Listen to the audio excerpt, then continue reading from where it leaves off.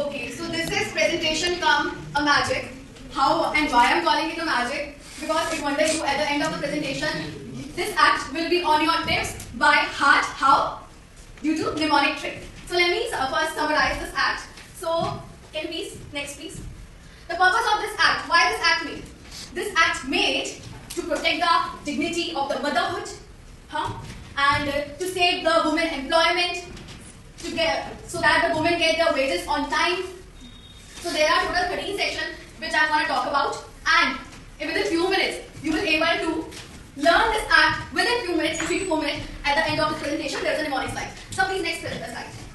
So there are 1, 2, 3 sections. Section 1 talks about short, title, extent, and commencement.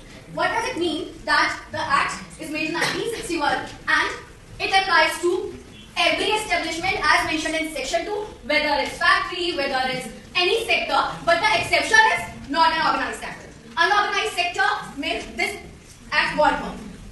Factories, mines and shops considerably, and if there is 10 or more employees, then also this act applies. If there is less than 10 employees, this act won't apply. Section 3 is the definition of woman, of an employed woman or of an authorized government. Authorized government includes state government and as well as central government. Next slide. Section 4. What does it mean? Employment of women prohibition during certain periods. It means, so right to maternity benefits.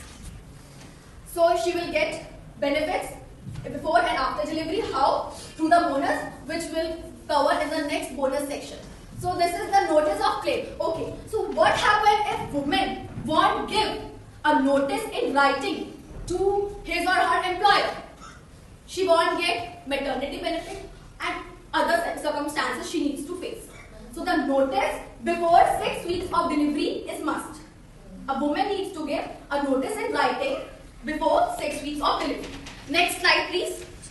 7, 8, 9. Let's talk about the payment of maternity benefit. It means, in case of death, if woman dies due to pregnancy or some illness due to some operation. So what happens is here, this wages goes to nominee. If there is no nominee, then the wages goes to legal representative. Section 8 talks about the payment of medical bonus. This is a very compulsory and the very most important act that she will get bonus. And how much bonus? Minimum 8% of her wages and maximum 12% of her wages. Now section 9 leave for miscarriage, which is must. If she feels some illness due to pregnancy or miscarriage happens or tracheotomy operation happens, she will get 6